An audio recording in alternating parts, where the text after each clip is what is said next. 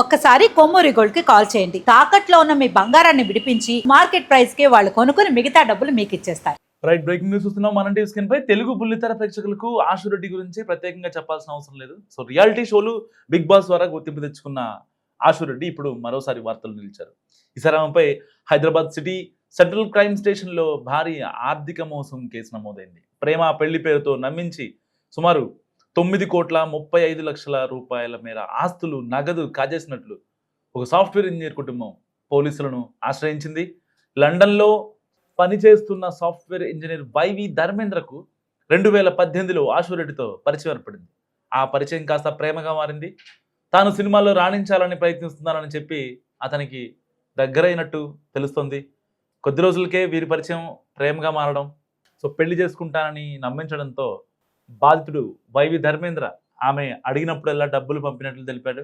2018 నుంచి 2025 వరకు ఆశు రెడ్డి వివిధ రూపాల్లో దాదాపుగా 9 కోట్ల పై మాట తీసుకున్నట్టుగా ఆ బాధితులు చెప్తున్నారు. అలాగే 5 కిలోల బంగారంతో పాటుగా ధర్మేంద్ర పంపిన డబ్బుతో కారు, ఫ్లాటు కొనుగోలు చేసి తన పేరు మీద రిజిస్టర్ చేయించుకుందట ఆశు రెడ్డి. అలా అన్నీ కలిపి దాదాపుగా 9,35,00,000 మేర ఉంటాయని ఫిర్యాదులో ఆ యొక్క బాధితులు చెప్తున్నారు. అదనంగా ఆమె సోదరి ఆడబిడ్డ కట్నం కింద 50 లక్షలు తీసుకున్నారట పెళ్లి అవ్వకుండానే. బాధిత కుటుంబం పెళ్లి గురించి ఒత్తిడి చేయగా ఆశు నిరాకరించడంతో వాళ్ళు పోలీసులను ఆశ్రయించారు. హైదరాబాద్ సిసిఎస్ పోలీసులు కేసు నమోదు చేసి ఆశు రెడ్డి బ్యాంక్ ఖాతాలు, గత 7 ఏళ్ల కాలంలో ఆమె కొనుగోలు చేసిన ఆస్తుల వివరాలు ఆరా తీస్తున్నారు.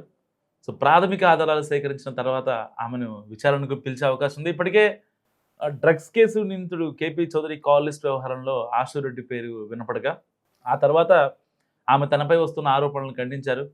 తాజాగా ఈ లవ్ అండ్ మనీ స్కామ్ ఆమె కెరీర్ను ఇబ్బందుల్లోకి నెట్టేలా కనిపిస్తోంది.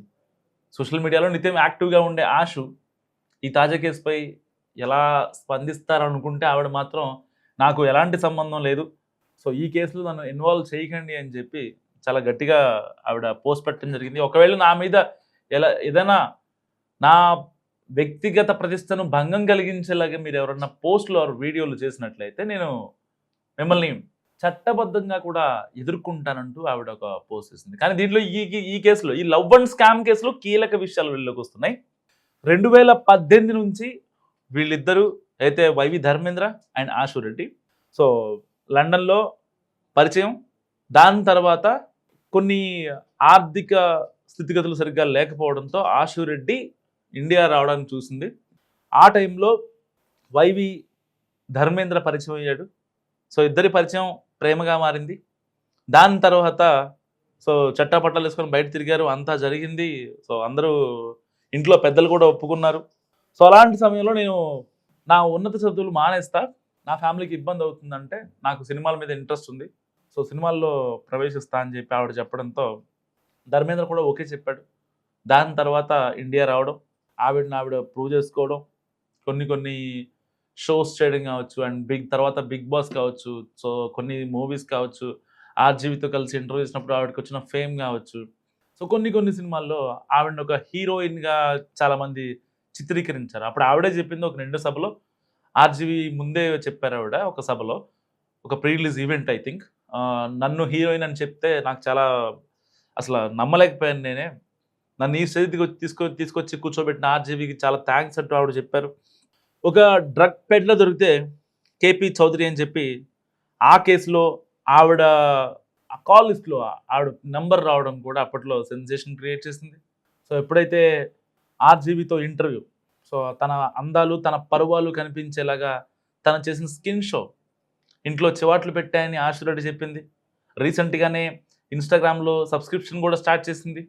సో ఇలాంటి నేపథ్యంలో తనపై 9,35,00,000 కాజేసినట్లు సాఫ్ట్వేర్ ఇంజనీర్ ధర్మేంద్ర వాళ్ళ డాడీ సత్యనారాయణ, వైవి సత్యనారాయణ షేక్పేట్లో నివాసం ఉంటున్నారు. సో ఆయన చెప్పేదాని ప్రకారం వాళ్ళ కొడుకుని మోసం చేశారని చెప్తున్నారు. కానీ ఇక్కడ ఈ కేసులో కొన్ని విషయాలు మనం చూసుకుంటే ఆశు రెడ్డి వాళ్ళ తండ్రి రెస్పాండ్ అయ్యారు ఈ కేసు గురించి. సో తనపై వాళ్ళ కూతురిపై వస్తున్న ఎలిగేషన్స్ గురించి ఆయన మీడియాతో మాట్లాడారు. ఎట్టి పరిస్థితుల్లో తాను చేసిన తప్పుకు నేను సిద్ధం, ఏ శిక్షకైనా, కానీ ఆ అమ్మాయిని చెడగొట్టింది నేను కాదు, వాళ్ళ అమ్మ అంటూ బాంబు పేల్చారు ఆశురెడ్డి తండ్రి. తన అంటే వాళ్ళిద్దరి మధ్య కొంచెం ఆ బాండింగ్ సరిగ్గా లేక మరి ఆశురెడ్డి తండ్రి వాళ్ళ అమ్మ మీద బ్లేమ్ చేశారా? లేదంటే నిజంగానే వాళ్ళ అమ్మ ఆశురెడ్డితో ఇలాంటి పని చేయించిందా? ఎందుకంటే ఏ తల్లి కూడా ఏ కూతురుతో ఇలాంటి పని చేయించదు. సరే అంటిల్ అన్లెస్ వాళ్ళ పరిస్థితులు, వాళ్ళ స్థితిగతులు ఎక్స్‌ట్రీమ్‌గా ఉంటే ఒకవేళ చేయించిన సందర్భాలు కూడా చరిత్రలో మనం ఒకటో రెండో చూసాం. కొన్ని బ్రేకింగ్స్ కూడా మనం చూస్తుంటాం రొటీన్ లైఫ్‌లో. మరి ఇలాంటి సినారియోలో నిజంగానే ఆవిడ ఆశురుడితో కలిసి ఇలా చేయించిందా అనే దానిపై కూడా ఇప్పుడు పోలీసులు అనుమానిస్తున్నారు. ఎందుకంటే పర్టిక్యులర్‌గా ఆశురెడ్డి వాళ్ళ తండ్రి డైరెక్ట్‌గా ఆయన చెప్పడం జరిగింది. సో, వాస్తవమే వాళ్ళ దగ్గర డబ్బులు తీసుకున్నాం. అండ్ కార్లు కూడా ఆశురెడ్డి పైనే ఉన్నాయి. ఏదైతే బంగారం కూడా ఆశురెడ్డి తీసుకుంది. అయితే ఆశురెడ్డి వాళ్ళ చెల్లి కూడా 50,00,000 వరకు డబ్బులు తీసుకుందంటూ వాళ్ళ తండ్రే ఒప్పుకోవడం ఇప్పుడు ఈ లవ్ అండ్ మ్యారేజ్ స్కామ్‌లో ఒక కీలకమైన ట్విస్ట్‌గా చెప్పుకోవచ్చు. సో, ఫస్టు ఆశురెడ్డితో పెళ్లి సంబంధాన్ని ఖాయం చేస్తున్నామని వాళ్ళ తల్లిదండ్రులు ఈ వైవి ధర్మేంద్ర వాళ్ళ నాన్న సత్యనారాయణతో ముహూర్తం కోసం కూడా పూజారిని పిలిపించి మరీ హడావుడి చేశారట. కానీ వెంటనే ముఖం చాటేసి ఆ తర్వాత పెళ్లికి నిరాకరించారు. సో, గతేడాది వరకు ఈ అమ్మాయి ఆశురెడ్డి వైవి ధర్మేంద్రతో టచ్‌లోనే ఉంది. అప్పటి వరకు 9 కోట్లు అండ్ 5 కిలోల బంగారం అండ్ ఫ్లాటు కొనుగోలు చేసి ఆ అమ్మాయి పేరు మీద రాపించుకుంది. సరే వైవి ధర్మేంద్ర కూడా ఇంట్లో నచ్చచెప్పుకున్నాడు. అంటే ఎలాంటి ఇబ్బంది పడాల్సిన అవసరం లేదు. ఈ అమ్మాయి మనతోనే ఉంటది. సో, ఆ అమ్మాయిని నేను పెళ్లి చేసుకుంటాను. ప్రేమించాను కదా! ఆల్రెడీ మీరు కూడా ఇన్వాల్వ్ అయ్యారు కదా! సో, నేను చూసుకుంటా అని చెప్పింది. సో, తన సోదరి పేరు పెట్టి కూడా 50,00,000 రూపాయలు తీసుకొని కూడా ఇవ్వలేదట. ఆ తర్వాత ఈ పూజారిని పిలిపించి హడావుడి చేయటం, ముహూర్తాలు బాలేవని చెప్పడం, జాతకాలు కలవలేదని చెప్పడం. సో, ఇలాంటివి జరిగిన తర్వాత ఏదైతే వైవి ధర్మేంద్ర ఆశురెడ్డి లవర్ ఉన్నారో అతని వాళ్ళ తండ్రికి కొంచెం డౌట్ వచ్చింది. దాని తర్వాత ఈ యొక్క వ్యవహారం అంతా బయటికి రావడం కాలక్రమేణా జరిగింది. నిజంగా ఇలాంటి పనులు చేస్తారా అనేది కూడా ఇప్పుడు చాలామంది ఆశ్చర్యపోతున్నారు డబ్బుల కోసం. సో, ఆశురెడ్డి తనపై నమోదైన కేసు గురించి ఫస్ట్ రియాక్షన్ ఇచ్చింది సోషల్ మీడియా ద్వారా. తన ప్రమేయం లేకుండా తప్పుడు ప్రచారం చేస్తే చట్టపరమైన చర్యలు తీసుకుంటానని ఇన్‌స్టాగ్రామ్‌లో పోస్ట్ పెట్టింది.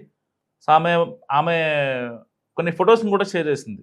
కొద్ది రోజుల క్రితం ఆమె కొల్హాపూర్ లక్ష్మీదేవి క్షేత్రం దర్శించుకున్న ఆ పిక్స్‌ని కూడా షేర్ చేసింది. అయితే అందులో అమ్మవారికి సమర్పించేందుకు కొబ్బరికాయ, పూలు, పసుపు, కుంకుమ, మెట్టెలు, తాళి వంటి వస్తువులు కొనడం దాంట్లో విశేషం.